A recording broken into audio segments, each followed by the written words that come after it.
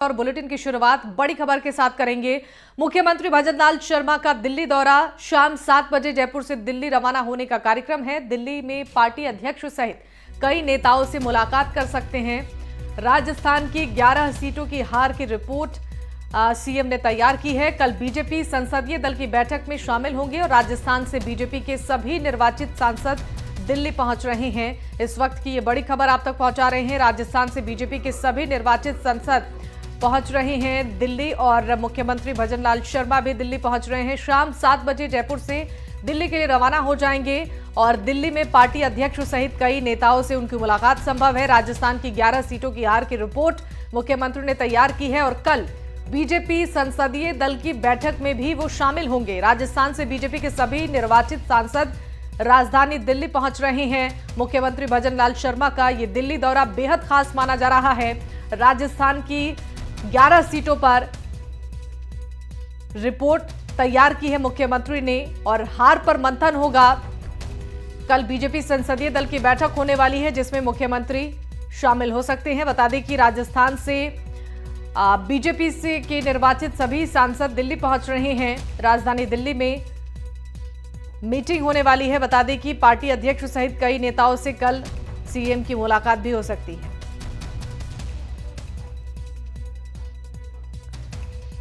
और सहयोगी सुशांत पारिक हमारे साथ फोन लाइन पर जुड़ चुके हैं ज्यादा जानकारी के साथ। सुशांत, राजधानी दिल्ली पहुंच रहे हैं मुख्यमंत्री भजनलाल शर्मा और एक 11 सीटों पर जो हार हुई है उसको लेकर रिपोर्ट भी तैयार की गई है। इस दिल्ली दौरे के क्या मायने और क्या कुछ कार्यक्रम रह सकता है मुख्यमंत्री का? देखिए, दिल्ली दौरा बहुत इंपॉर्टेंट है क्योंकि जो लोकसभा चुनाव के परिणाम आए हैं वो राजस्थान में भाजपा के अनुकूल नहीं है। जिस तरीके से सोचा था वैसे नहीं आए। 11 सीटें जो है लूज कर दी हैं बीजेपी ने। पिछले 2 चुनावों में लगातार अच्छा प्रदर्शन हुआ, लेकिन इस बार सीएम ने तमाम कोशिशें की, लगातार वो एक्टिव रहे, लेकिन जैसा सहयोग मिलना चाहिए था वैसा नहीं मिल पाया बाकी नेताओं से। संगठन की कमजोरी एक बड़ा कारण रहा और इन सारे मुद्दों को लेकर सीएम ने एक रिपोर्ट भी तैयार की है। वो पार्टी अध्यक्ष जेपी नड्डा को सौंपेंगे और इस दौरे के दौरान अमित शाह से मुलाकात हो सकती है। कल जो बैठक होनी है दिल्ली में संसदीय दल की, उसमें भाजपा के सारे जो सांसद हैं उनके साथ सभी राज्यों के जो भाजपा शासित हैं उनके मुख्यमंत्री को बुलाया गया है, तो उसमें भी वो शिरकत करेंगे और एक तरीके से अपना रिपोर्ट कार्ड, अपनी जो ब्रीफ जो है पार्टी के नेताओं को करेंगे कि कैसे आने वाले दिनों में जो चुनौती है, खासतौर पे उपचुनाव जब होंगे या फिर निकाय के चुनाव होने हैं, उससे पहले संगठन को मजबूत किया जाए।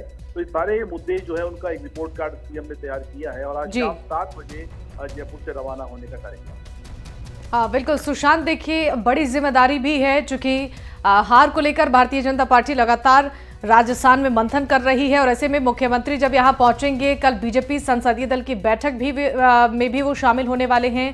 क्या कुछ इस मीटिंग में चर्चा हो सकती है और साथ ही किस किस की मौजूदगी इस मीटिंग में रहने वाली है?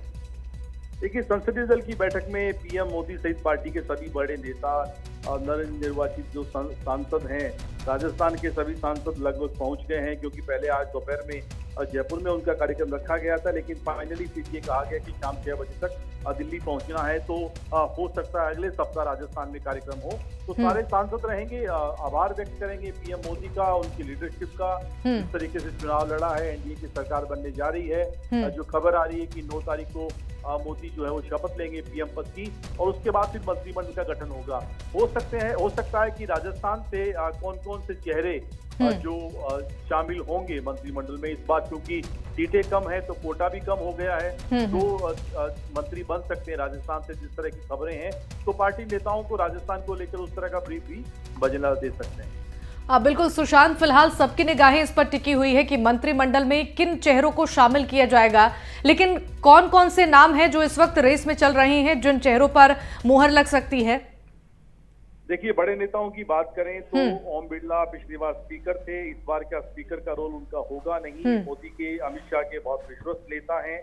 हो सकता है एनडीए की सरकार को चलाने में मोदी फिर से उन पर भरोसा व्यक्त करें। इसके अलावा जो बड़े नेता जीत कर आए हैं, जिनमें गजेंद्र सिंह शेखावत जोधपुर से तीसरी बार जीते हैं, चौथी बार अर्जुन लाल मेघवाल बीकानेर से जीत कर आए हैं। एसपी के नेता होने के नाते उनका दावा मजबूत है। और इसके अलावा कई ऐसे चेहरे भी हैं जैसे भूपेंद्र सिंह यादव हैं, अलवर से जीते हैं, पहली बार जीते हैं, लेकिन संगठन के बड़े नेता हैं। उनके लिए क्या रोल हो सकता है। महिला चेहरे के तौर पर देखें तो महिमा सिंह जो है वो राजसमंद से जीती है, सबसे बड़ी जीत उनकी है। उनका क्या नाम हो सकता है, या फिर आदिवासी नेता के तौर पे बात करें, मन्ना लाल जो है उदयपुर से जीत कर आए हैं। तो ये सारे चेहरे जो हैं ये दावेदारी तो है, लेकिन फाइनल डिसीजन पीएम मोदी को, पार्टी के अध्यक्ष को करना है। बिल्कुल बिल्कुल। पे किस तरह का फीडबैक भजनलाल देंगे उसके हिसाब से फिर आकलन किया जाए। बिल्कुल। सुशांत, आपसे ये भी जानना चाहेंगे, मुख्यमंत्री फिलहाल अभी दिल्ली पहुंचने वाले हैं, इस कार्यक्रम को लेकर क्या अपडेट है? मुख्यमंत्री कब जयपुर से रवाना होंगे, दिल्ली में कब पहुंचेंगे और पहला उनका सबसे कार्यक्रम क्या होने वाला है? देखिए, अभी तो वो सचिवालय से सीएम हाउस जा रहे हैं। आज दिन भर बैठकों का दौर रहा उनका। ईआरसीपी को लेकर एक बैठक उन्होंने की, उसके बाद फिर बजट को लेकर सुझाव कर्मचारी संगठनों के साथ बैठक में उन्होंने लिए, और ये एक्सरसाइज आगे भी जारी रहेगी क्योंकि बजट एक बड़ा टास्क है और सीएम चाहते हैं कि सभी वर्गों का जो सुझाव है वो इसमें शामिल हो। 7 बजे शाम को यहाँ से रवाना होने का कार्यक्रम है, और उसके बाद हो सकता है जिस हिसाब से पार्टी के नेताओं का समय मिलेगा उसी के अनुकूल, उसी के अकॉर्डिंग जो है वो पार्टी के नेताओं से मुलाकात करें। ठीक है सुशांत, बहुत बहुत शुक्रिया आपका तमाम जानकारियों के लिए।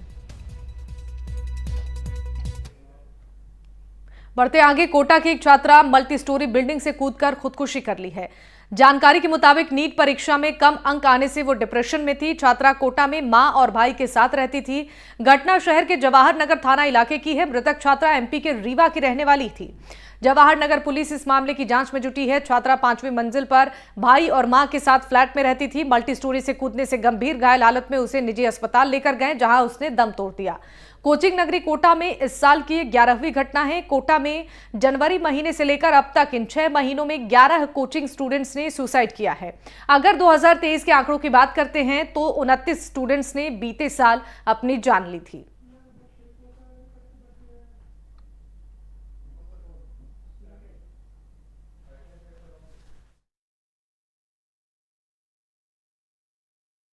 कोटा में कोचिंग स्टूडेंट्स के सुसाइड के मामले थमने का नाम नहीं ले रहे हैं। अब ये जो सुसाइड हुआ है, इस इमारत की 9वीं मंजिल से छात्रा जो है मध्य प्रदेश के रीवा की रहने वाली थी, उसने छलांग लगाई और आत्महत्या कर ली। ये जो इलाका है जवाहर नगर थाना इलाके का ये इलाका है, और यहाँ पर जो ये मल्टी स्टोरी है, इसी मल्टी स्टोरी में छात्रा अपने भाई और माँ के साथ रह रही थी। नीट का परिणाम जब आया उसके बाद से वो डिप्रेशन का शिकार थी। इस तरह की बात शुरुआती जांच में सामने आ रही है। परिजन जो है कोटा पहुंच गए हैं, पिता जो है वो कोटा पहुंच गए हैं और छात्रा का पोस्टमार्टम करवाया जा रहा है।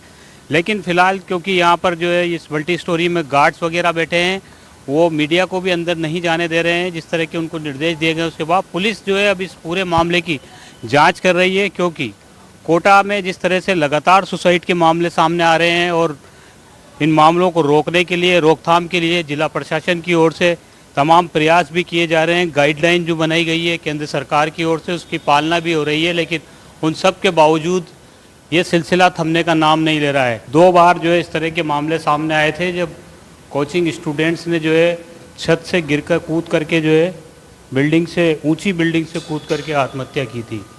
तो यही जो है बिल्डिंग है पुखराज, इसी में जो है ये घटनाक्रम हुआ है।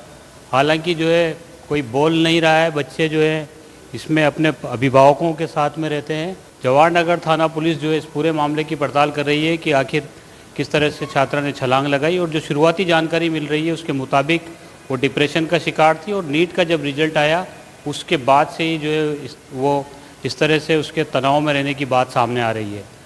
अब देखना होगा कि इस मामले में क्या निकल कर के आता है, लेकिन जो जिस तरह से कोटा में लगातार सुसाइड के मामले सामने आ रहे हैं उन पर अंकुश नहीं लग रहा है। जिला प्रशासन तमाम प्रयास कर रहा है।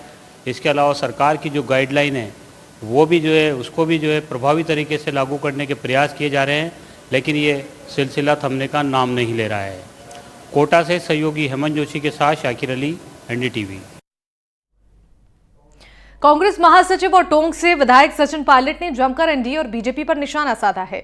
चुनावी परिणामों को लेकर कहा कि ये जनादेश 10 साल में बदले की भावना है, विपक्ष की आवाज और दबाने और कांग्रेस के बैंक खातों को सीज करने के खिलाफ है। साथ ही एनडीए के दलों की तरफ से अग्निवीर योजना पर भी सवाल उठाए गए, जिस पर जमकर निशाना साधा।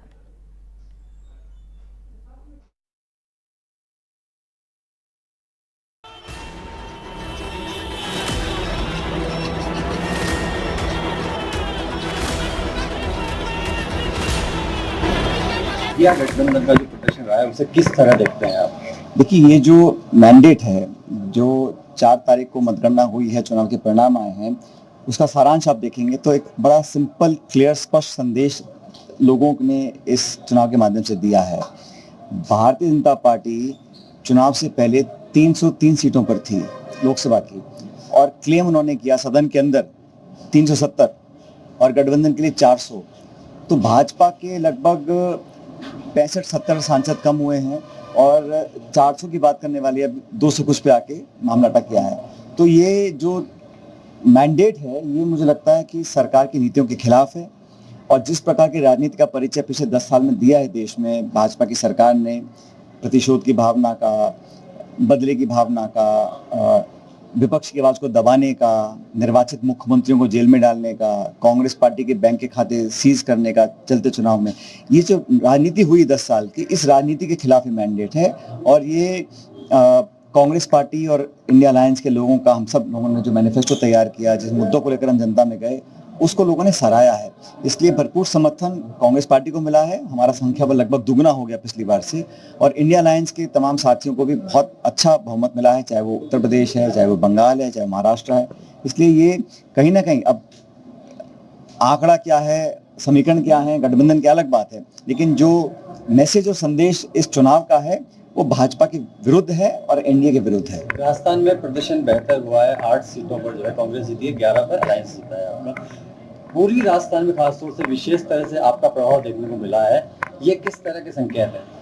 देखिए, विधानसभा चुनाव में हम लोग सरकार नहीं बना पाए और उसका हमको बहुत खेद है, और दुर्भाग्यवश हर बार ऐसा ही होता है। 30 साल से हम सरकार बनाते हैं, फिर हम हार जाते हैं। तो इस बार भी हम चुनाव में कामयाब नहीं हो पाए, लेकिन लोकसभा चुनाव के अंदर हम लोगों ने बहुत गहन चिंतन किया, और जो प्रत्याशियों का चयन था और किन मुद्दों को लेकर हम जाएंगे, कौन कहाँ कितना कैंपेन करेगा, शुरुआत से हम लोगों ने अपना बहुत ध्यान फोकस किया था। मुझे खुशी है कि ना सिर्फ जहाँ आज हम हैं टोंक सवाई माधोपुर, लेकिन भरतपुर, धौलपुर, करौली, दौसा, पूरी शेखावटी में, बाड़मेर में, गंगानगर में, यहाँ हमको बहुमत और समर्थन मिला, और हमारे जो साथी दल हैं उनको भी लोगों ने पसंद किया है। तो इस पूरे क्षेत्र में यहाँ के लोगों ने बहुत सहयोग दिया, और हर समाज ने, 36 कौम के लोगों ने हम लोगों को समर्थन किया। और मैं हमेशा से ही नौजवानों को प्रोत्साहित करने की पैरवी करता आया हूँ, और देश में जहाँ जहाँ भी कांग्रेस पार्टी ने हम लोगों ने नौजवानों को प्रयोग में लेकर आए हैं, उसका जनता ने स्वागत ही किया है। युवाओं को आगे लाने की आप बात करते रहे, अगर 2023 के चुनाव में युवाओं की भूमिका तय हो जाती, इसका फायदा राजस्थान में देखने मिलता है, भविष्य में युवाओं की भूमिका तो आप किस तरह? ये तो हर चुनाव के लिए मूल मंत्र है। जितना ज्यादा युवाओं को आप मौका देंगे, टिकट देंगे, चाहे वो लोकसभा हो चाहे विधानसभा हो, उतना ज्यादा हर दल को फायदा मिलता है। और मैं कांग्रेस पार्टी के अंदर हमेशा इसकी पैरवी करता आया हूँ। कभी कभी लोग इसको अदरवाइज ले लेते हैं, लेकिन मुझे लगता है कि ये नौजवान देश है, उनकी प्रतिभाओं को समझते हुए उनको मौका देना चाहिए। अब जयपुर ग्रामीण से हमें पार्टी ने टिकट दिया था अनिल चोपड़ा जी को, वो 30-31 साल के हैं, और 1600 वोट से उनको पराजित घोषित किया गया। उसकी हम लोगों ने जांच की मांग की है कि उसमें कहीं गड़बड़ी ना हो, पारदर्शिता बरती जाए, और वो कैंडिडेट ने लिखित में उसका पूरा जांच की मांग भी करी है।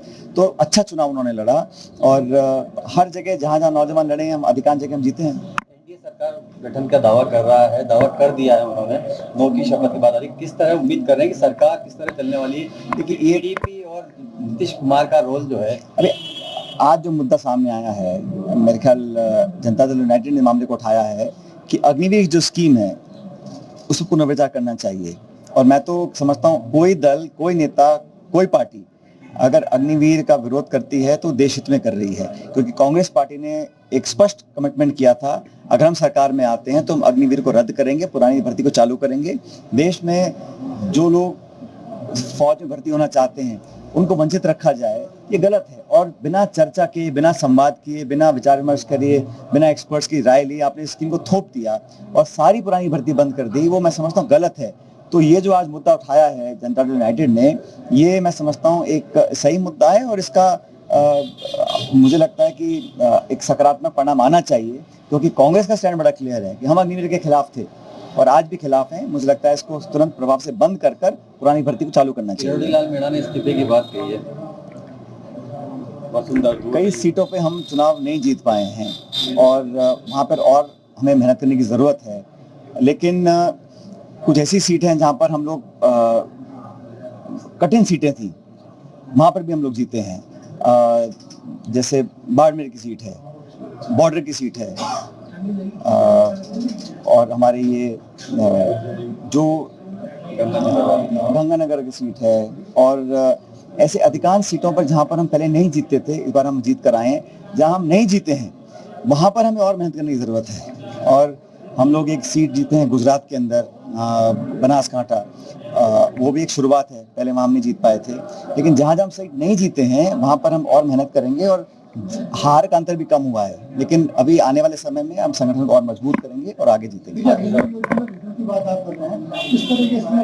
मैं नहीं कर रहा हूँ, हमने तो ये कहा था, अपने कांग्रेस ने स्पष्ट कहा था कि अग्निवीर के खिलाफ है, और देश के अधिकांश लोग, अधिकांश दल, अधिकांश जनता चाहती है कि अग्निवीर को समाप्त किया जाए। अब जिस भी दल ने इस बात को उठाया है, मुझे लगता है सोच समझ के उठाया होगा, और हमारा स्टैंड यही है कि जो अग्निवीर के विरोध में रहेगा उसका हम स्वागत करेंगे। ये पुरानी भर्ती चालू करनी पड़ेगी, ये हमारा स्टैंड रहा, और कांग्रेस पार्टी स्टैंड को उठाएगी सदन के अंदर, सदन के बाहर। पायलट साहब, 8 सीटों पर जहां कांग्रेस ने जीता था, ये सभी जगह आपने प्रचार किया है। उस सूरत में अब देश में जो है घूम के आए हैं, क्या जनता ने संकेत दिया राजस्थान में, खासतौर से 28 की में क्या होने वाला है? भाई, मैं तो देश में जहां जहां मुझे बुलाया, जिन राज्यों में बुलाया, जिस कैंडिडेट ने बुलाया, मैं उसके लिए प्रचार करने गया हूँ, और मतलब 12-15 स्टेट्स में मैं गया हूँ। हर जगह अच्छा समर्थन मिला कांग्रेस कैंडिडेट्स को, और राजस्थान के अंदर भी हम लोग मजबूती से आगे बढ़े हैं। इसका आने वाले समय में संगठन को लाभ मिलेगा। और जो अभी बहुत जल्दबाजी है कुछ कहना, लेकिन केंद्र में क्या समीकरण बन रहे हैं, अभी हमें वेट एंड वॉच करके देखना चाहिए। आपको बता दें, जहां पर टोल कंपनी से नाराज चल रहे ग्रामीणों का प्रदर्शन लगातार जारी है। जानकारी के मुताबिक हाईवे पर मरम्मत कार्य से लापरवाही से नाराज होकर आक्रोशित ग्रामीणों ने राजसमंद भीम मार्ग को जाम किया। मौके पर डीएसपी ज्ञानेंद्र सिंह के साथ पूरा जाब्ता वहां तैनात है। राजसमंद के केलवा थाना परिसर के बाहर हाईवे पर जाम के बाद उदयपुर गोमती हाईवे टोल प्रबंधन को इसकी सूचना दे दी गई है।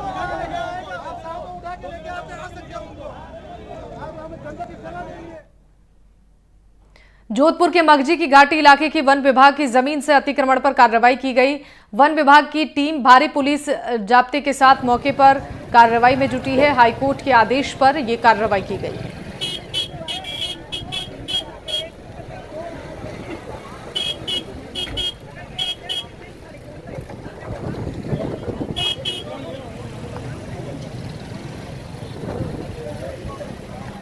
हाईकोर्ट में जनहित याचिका लगाई गई थी रामजी व्यास के द्वारा। उसी कड़ी में वन विभाग है जो जोधपुर के 7 वन खंड क्षेत्रों से अतिक्रमण हटाने की कार्रवाई कर रहा है। आज कार्रवाई मंडोर क्षेत्र में की जा रही, मगजी के क्षेत्र में। सर, किस तरह से ये कार्रवाई हुई थी और क्या अभी तक कार्रवाई चल रहा है?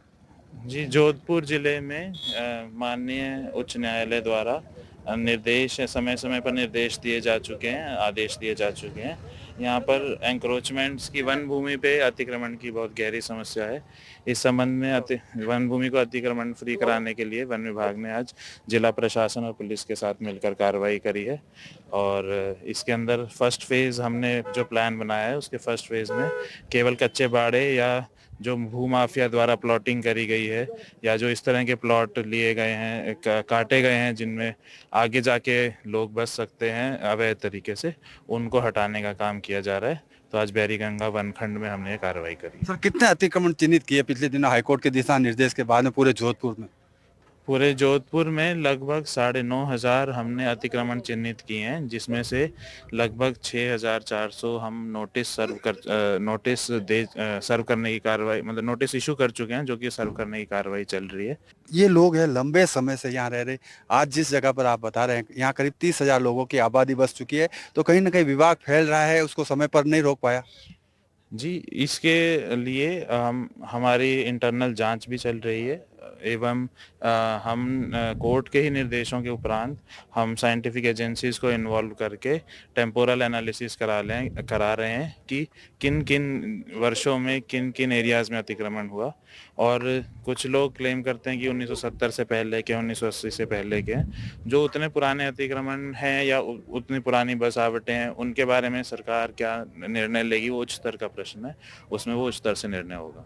तो कह सकते हैं लगातार जिस तरह से है वन विभाग सुबह से कार्रवाई कर रहा है। आप देखिए जिस तरह से जो है करीब जेसीबी 5 से 7 जेसीबी लगाए गए थे, कच्चे बाड़े तोड़े गए थे, लोगों को यहाँ पहले से ही चिन्हित करके नोटिस दे दिए गए थे और उन सब के बावजूद आज सुबह से जब यह कार्रवाई शुरू हुई तो कुछ लोगों का विरोध हुआ। विरोध के बाद आप देखिए अब जेसीबी ये बाहर आ चुके हैं। तमाम प्रशासन जो है पूरा मुस्तैद रहा था। करीब 200 से ज़्यादा पुलिसकर्मी यहाँ लगाए गए थे। फायर ब्रिगेड की गाड़ियों के साथ साथ प्रशासनिक अधिकारी यहाँ मौके पर मौजूद रहे थे, वन विभाग के अधिकारी मौजूद रहे थे। फिलहाल जो है कुछ जो बाड़े थे जो भूमाफियाओं के द्वारा बनाए गए थे, ऐसा वन विभाग का आरोप है, उनको तोड़ा गया है। लेकिन उन्होंने ये भी कहा है कि एरियल सर्वे कराकर जो है साइंटिफिक ये देखेंगे कि किस तरह से यहाँ पर लोग कितने समय से रह रहे, तो उसके बाद में जो है पालना रिपोर्ट हाईकोर्ट में पेश की जाएगी। लेकिन कह सकते हैं जिस तरह से आप देखिए पूरी ये मगजी की घाटी कहलाती है मंडोर क्षेत्र का मामला है, जहाँ पर लोग अभी भी विरोध कर रहे हैं। हालांकि जेसीबी बाहर आ रहे हैं, लेकिन इस सब के बावजूद भी आप ये देखिए लोगों का आरोप है ये बोर्ड भी कल रात को लगाया गया था और यही कारण है कि उनके स्टैंड है जो ये कमजोर नजर आ रहे हैं। और साथ ही साथ आप देखिए तमाम वो लोग हैं जो जेसीबी के आगे और पीछे विरोध करते नजर आ रहे हैं। क्या मामला? મારું નામ ભોપાલ સિંહ એમોઈથી ઘાટી કચ્છી બસ્તીનો અધ્યક્ષ હું।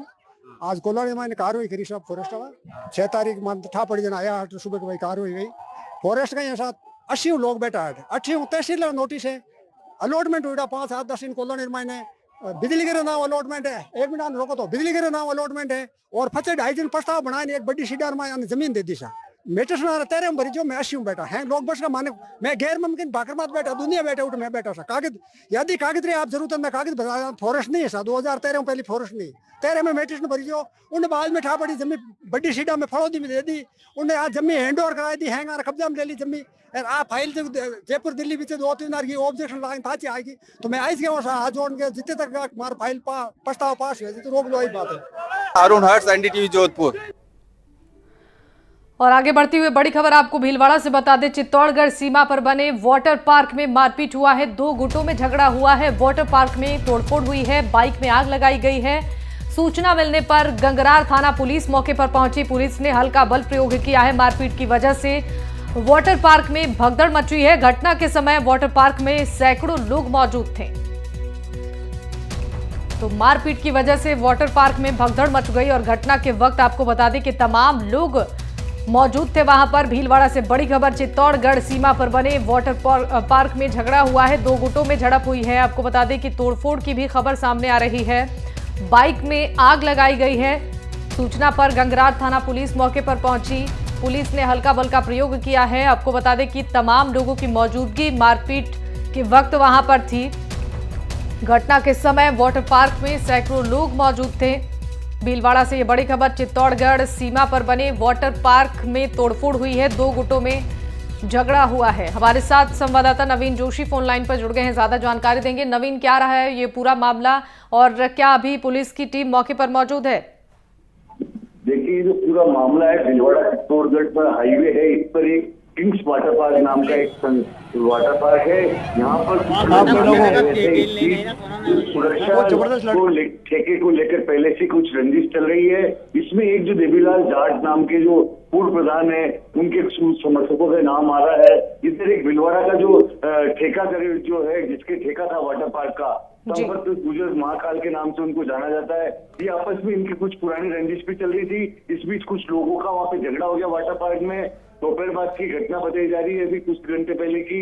तो झगड़े के बाद में मामूली झगड़ा अचानक इतना बढ़ गया कि काफी संख्या में जो आसपास के गांव के लोग थे वो वाटर पार्क में पहुंचे, जमकर तोड़फोड़ की। न केवल हाथों से तोड़फोड़ की, लाठियों से सरियों से तोड़फोड़ की। बाद में कुछ लोगों ने वहां पर जेसीबी मंगवा ली जो कि नदी में कचरी खुदाई का काम कर रही थी। उस जेसीबी से पूरे जिसको कह सकते वाटर पार्क के जो टैंक है उनको तोड़फोड़ कर दिया। कुछ जगह पे जो सीसीटीवी कैमरे लगे हुए थे उनमें तोड़फोड़ कर दी। और वहाँ पर कुछ लोग ऐसे थे जिनका कोई लेना देना नहीं था इस झगड़े से, उनके वाहनों को क्षतिग्रस्त किया। एक बाइक जलाने की सूचना दी है। बहुत बहुत शुक्रिया आपका तमाम जानकारियों के लिए। एनएसयूआई से इस वक्त की बड़ी खबर आपको बता दें, एनएसयूआई की प्रदेश की सभी इकाइयों को भंग किया गया। एनएसयूआई के शीर्ष नेतृत्व के निर्देश पर भंग किया गया है। प्रदेश की समस्त कार्यकारिणी और समस्त जिला और विश्वविद्यालय इकाई को भंग किया गया। ये बड़ी खबर आप तक पहुंचा रही हैं एनएसयूआई से इस वक्त की बड़ी जानकारी है। आपको बता दें कि एनएसयूआई की प्रदेश की सभी इकाइयों को भंग कर दिया गया है और एनएसयूआई के शीर्ष नेतृत्व के निर्देश पर भंग किया गया है। बता दें कि प्रदेश की सभी कार्यकारिणी और सभी जिला और विश्वविद्यालय इकाई को भंग किया गया है।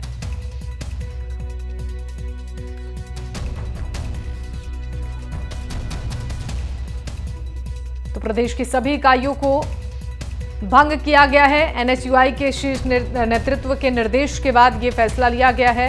ये बड़ी खबर एनएसयूआई से जुड़े आपको बता दें कि प्रदेश की सभी इकाइयों को भंग करने का निर्देश शीर्ष नेतृत्व ने दिया है। संवाददाता मुबारक खान हमारे साथ फोन लाइन पर जुड़ गए हैं ज्यादा जानकारी के साथ। मुबारक, आपसे जानना चाहेंगे जो निर्देश एनएसयूआई के शीर्ष नेतृत्व की तरफ से लिया गया है, क्या है ये पूरा मामला, जानकारी विस्तार से दीजिएगा। जी शिवानी, देखिए एनएसयूआई के प्रदेश अध्यक्ष की नियुक्ति अभी कुछ ही महीनों पहले हुई है और ऐसे में नए अध्यक्ष के तौर पर विनोद जाखड़ को जिम्मेदारी दी गई है और जो नीचे की जो पूरी कार्यकारिणी थी, क्योंकि इससे पहले अभिषेक चौधरी जो है वो एनएसयूआई के अध्यक्ष थे और अब नए जो अध्यक्ष है वो विनोद जाखड़ है।